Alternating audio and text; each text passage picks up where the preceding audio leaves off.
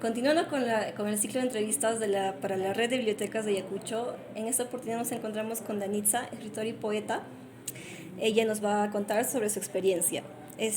Buenas tardes, Danitza. Buenas tardes a todos. Gracias por la invitación a la red de bibliotecas de aquí de Ayacucho. Estoy feliz de poder compartir con ustedes un poco de la, de la experiencia que tengo con el poemario y de la experiencia también con la Feria del Libro. Bueno, en primer lugar, háblanos sobre ti. Cuéntanos un poco de tu vida. Bueno, mi vida es un poco amplia, tengo muchas cosas que contar, pero así resumida, me dedico a la gestión cultural, soy escritora, escribo poesía, estoy preparando también otro libro actualmente y trabajo en estos momentos por una editorial que difunde todo tipo de literatura peruana. Y bueno, estudié un poco de periodismo audiovisual, tengo un colectivo que se llama Ojos de Papel, el cual difunde todo tipo de eventos culturales, hacemos talleres, ahora prácticamente con el tema del COVID nos hemos dado una pausa, pero hemos hecho un festival este año que se llamó Festival Tantay, en el cual organizamos en enero. Ese festival fue online y se dio como que más o menos de 5 días. Fue un festival de arte de Cosmovisión, Fluyó. Cosmovisión Andina. Sí, fue muy bonito. Y el otro año estamos preparando algo más o menos parecido. Esperemos que se dé con el apoyo, ¿no?, del ministerio. Háblanos cómo empezaste a escribir. Bueno, creo que el tema de la escritura se dio de una forma bien natural. En realidad no buscaba escribir. Fue de un consejo de mi hermano que simplemente yo le preguntaba qué es lo que podía hacer porque estaba muy aburrida en mi casa y quería pintar o hacer algo. Entonces me dijo, escribe una frase que tú quieras, o sea, un pensamiento. Entonces dije, pero no entiendo, ¿qué escribo? O sea, ¿qué escribo? Exactamente, ¿qué escribo? Me dijo, solo escribe tu pensamiento, o sea, tal cual lo que piensas. Dije, ¿qué es en serio tan fácil es? Entonces comencé a escribir un pensamiento y luego ese pensamiento se volvió una frase y luego comencé a escribir un poco más y me gustó eso, ¿no? Comencé a escribir mis pensamientos, ¿no? Y desde ahí ¿Y, comenzó todo. y sobre qué escribe Danitza?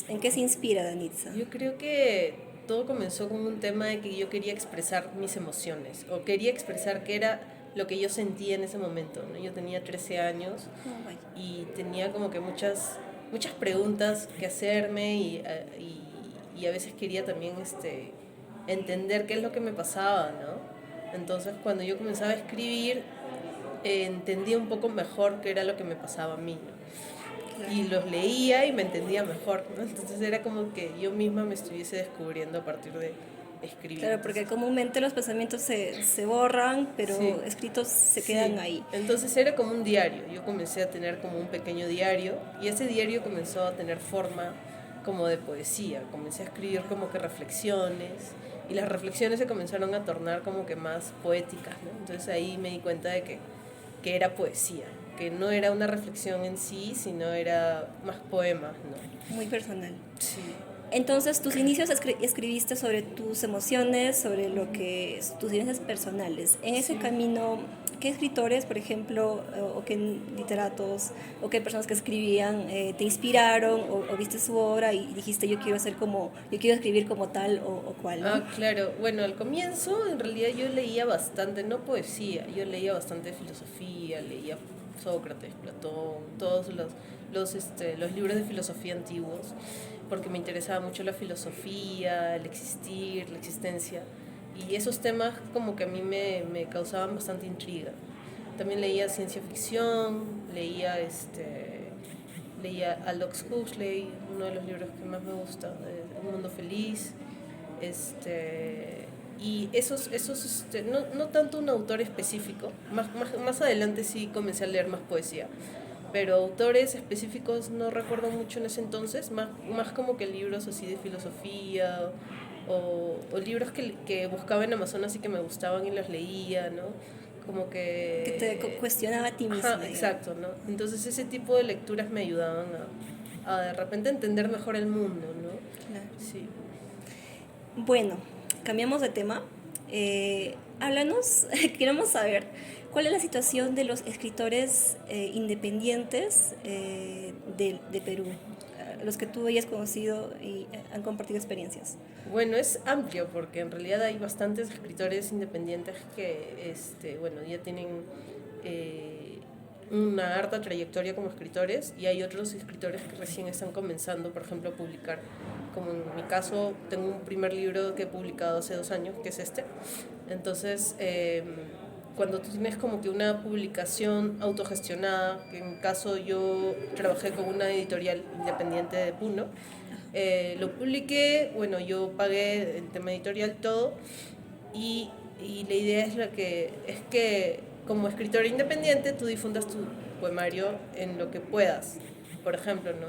en presentaciones de libro, en diversas ciudades o gestionar con otros gestores culturales de otros espacios culturales, como en este caso, por ejemplo, de la red de bibliotecas, ¿no? Y cosas así. Entonces, como escritor independiente, yo puedo decir de que cada uno, con la editorial en la que trabaja o en la que ha difundido su libro, se tiene que aliar para poder difundir el libro. Entonces, depende mucho de la editorial y también depende mucho de la persona, de la obra y también de las ganas que tenga el autor de poder difundirlo, porque en realidad tu obra puede ser muy reconocida o no, o por ejemplo como El espía del Inca, que es una obra genialísima, sí, y de un autor bastante también reconocido, entonces él no necesita mucho difundirlo porque todo el mundo lo lee, pero hay otros autores que sí de repente necesitan difundir más su libro para que los conozcan, ¿no? Y bueno, ¿no? La idea es que los difundan y siempre tengan este ímpetu de poder hacerlo, ¿no? Entonces yo creo que la situación, hay muchas variables, hay muchos tipos de escritores. Hay como yo, por ejemplo, que ha sacado en un formato súper pequeño este poemario y la poesía, como bien sabemos, no es muy consumida en nuestro país. No. Muy poca gente consume poesía, más consumen narrativa, novelas o novelas de terror, cosas así, ¿no? Pero igual fue un riesgo y yo me siento feliz de poder difundir esta poesía que me encanta también, que ha sido un trabajo de varios años. Entonces sí, eso. Y háblanos sobre tu experiencia como escritora mujer independiente. ¿Tú crees que es diferente? Ambos, digamos, géneros manejan las mismas dificultades. Cuéntanos un poco. Bueno, en ese caso, por ejemplo, yo tengo muchas amigas feministas, yo no me considero feminista. Yo creo de que en estas épocas de la vida sí hay bastantes posibilidades para las mujeres, tanto como los hombres. No siento, o sea, quizás antes habría una brecha mucho más grande de dificultad, pero felizmente he visto que hay bastante apertura por espacios en donde hay bastante igualdad de oportunidades, entonces me alegra que se esté dando eso pero sí siempre va a haber esa sensación de que de repente como mujer hay ciertas dificultades, ¿no? Y creo de que eso es parte es algo que tenemos que seguir nosotras impulsando y difundiendo y sacando a la luz nuestros dones, ¿no? Que no tengamos miedo de poder difundir lo que tenemos, porque todavía se siente esa sensación de, oh, porque soy mujer, no, me da vergüenza decir esto o presentar esto, no, para nada, o sea, yo creo de que ya estamos en el siglo XXI, en la era tecnológica, ya pensar eso ya es como que no, es muy antiguo, ¿no? Entonces estamos en unos momentos en los que como mujeres tenemos que no solo ver como mujeres, sino como seres humanos, difundir lo que tengamos y empoderarnos de lo que tenemos, ¿no? Entonces, más que eso es eso, ¿no? Simplemente difundir lo que tú tienes porque realmente es tu sueño hacerlo. Entonces, eso. ¿Qué recomendarías a las personas que quieren iniciarse en la escritura? En la escritura, bueno, si quieren iniciarse en la escritura les recomendaría primero que tengan un diario o una tarjeta de notas donde puedan escribir todo lo que deseen. En algún momento de repente están caminando y surge como que una idea y a veces esa idea es necesaria para anotarla, ¿no? Entonces, todos los escritores tenemos apuntes de notas en nuestra cartera o en el celular mismo, ¿no? Ahora todo el mundo usa su celular.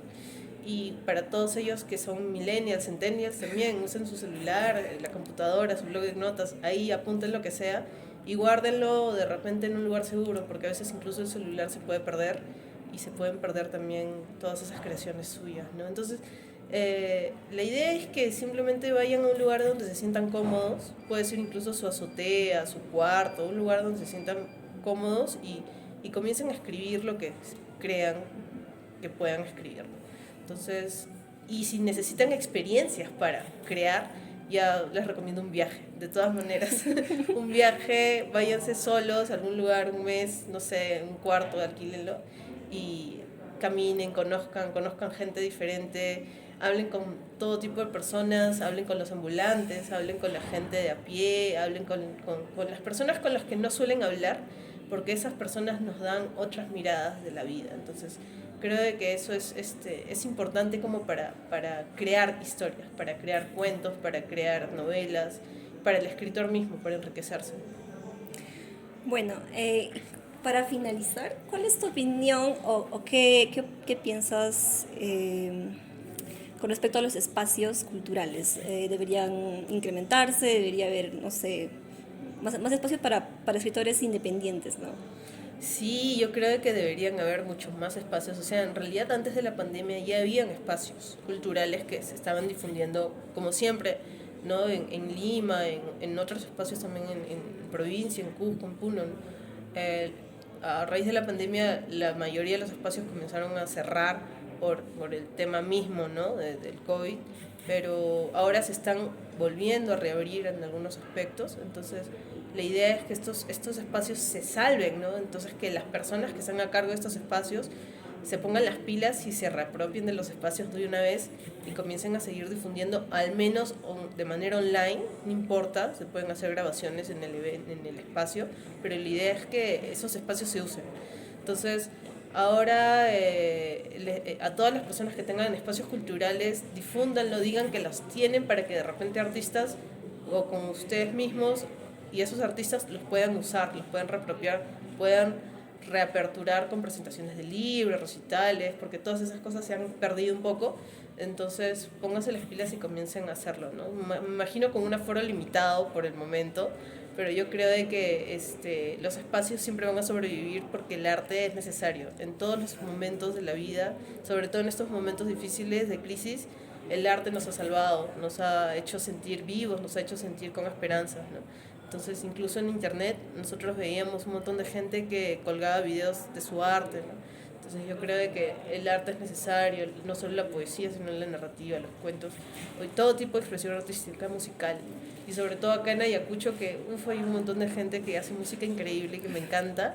Yo felicito a todos los músicos de aquí, que de verdad su música es increíblemente hermosa y Ayacucho me ha gustado muchísimo, así que agradezco muchísimo también que me hayan recibido con tanta felicidad. Bueno, eso es todo, Enitza. Muchas gracias. Esperamos tenerte aquí el próximo año en la Feria del Libro. Ok, muchas gracias a ti, muchas gracias a toda la gente que nos está viendo y a la red de bibliotecas de Ayacucho también. Eso es todo. Nos encontramos en la próxima entrevista de la Red de Bibliotecas de Ayacucho.